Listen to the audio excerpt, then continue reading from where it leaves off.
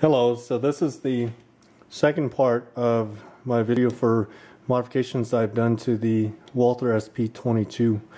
In this video, I'm going to show how I put in the 6-inch barrel and guide rod. Originally this was the 4-inch SP22 M1 mod, and so I had a 4-inch barrel and I got the 6-inch barrel conversion from Walther directly. And as you can see, the 6-inch is already in there. I didn't want to take the time of having reinstalled the 4-inch video just for the purpose of the video. So I'll just demonstrate how the frame comes apart and how you could replace the 4-inch with the 6-inch if you're doing this conversion. So the disassembly of the gun is pretty easy. That's just taking the slide cover off the slide and the single pin down here at the base of the handle that holds the grip onto the gun, and then the rest of this comes apart pretty easily as well. First thing we want to do is take the trigger bar out and the trigger bar spring,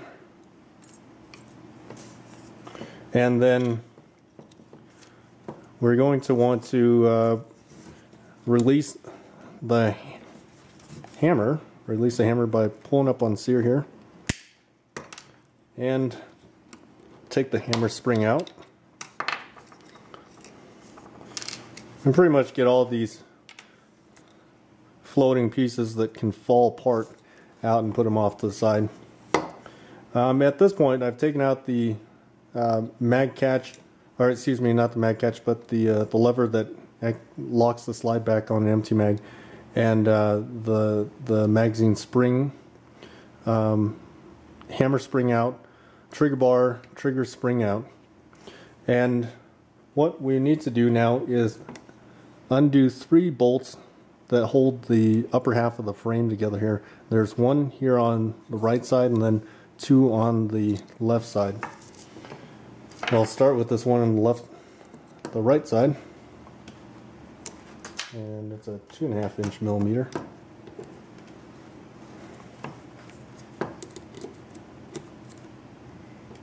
And comes apart very easily. To get this barrel out, you essentially have to take off the ejector, because as the barrel's coming out it gets stuck on the ejector, so we'll have to take that out along with the rear sight frame that was on there from before. And then these two, this one holds the or the front one there was the one that held the trigger in. Now the barrel is held on by this nut in front, and there's a wrench that comes with the pistol. It's part of what's inside the case. It's a very thin wrench that you stick in there and pull off the front.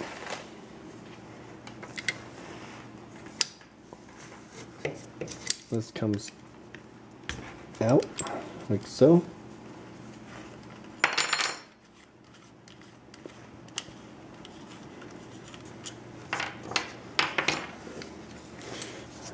And then there's the barrel sleeve that slides out. The inner barrel is what gets stuck on the ejector back here.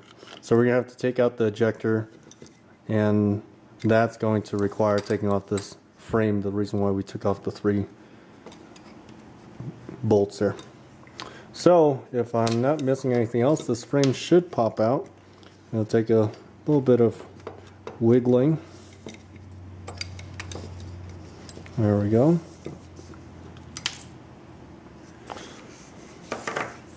And the ejector is held in by 2 roll pins, and all we have to do is simply prop it up on something, and we just push it out. You shouldn't have to punch this out. Push those pins out.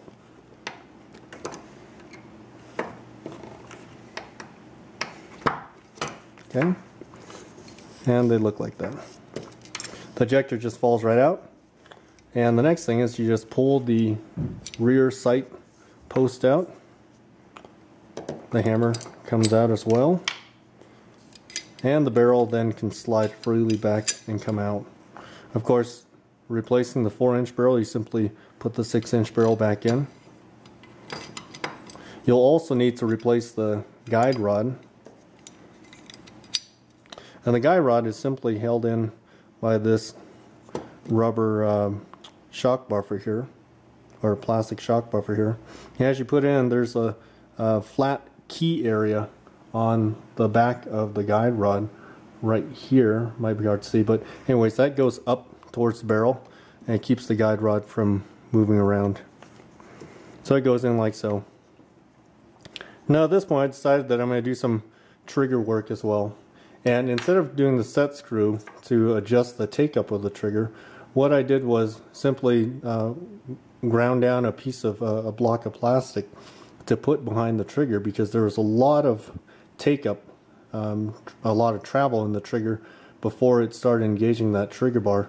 And so this block back there just keeps the upper half of the trigger forward, the upper fulcrum, and the bottom trigger backwards, so there's no take-up as you're engaging the trigger. It's pulling on that trigger bar right away, so it gives you a much shorter trigger pull. So obviously assembly's just the opposite. Everything goes back together just as we took it out. The things you need to be careful for are the little cup here that holds a spring-loaded ball in there is for the safety, to give it a nice clicking action as it's going through. That fell out and I had a hard time figuring out where it came from. And then there's a little a sleeve, a metal sleeve that goes inside the trigger that has a tendency to work itself out as well. That sleeve is there to provide less friction for the trigger as it's moving back and forth on that bolt that holds the frame in. So again, the assembly's just the opposite and pretty straightforward. Thanks for watching.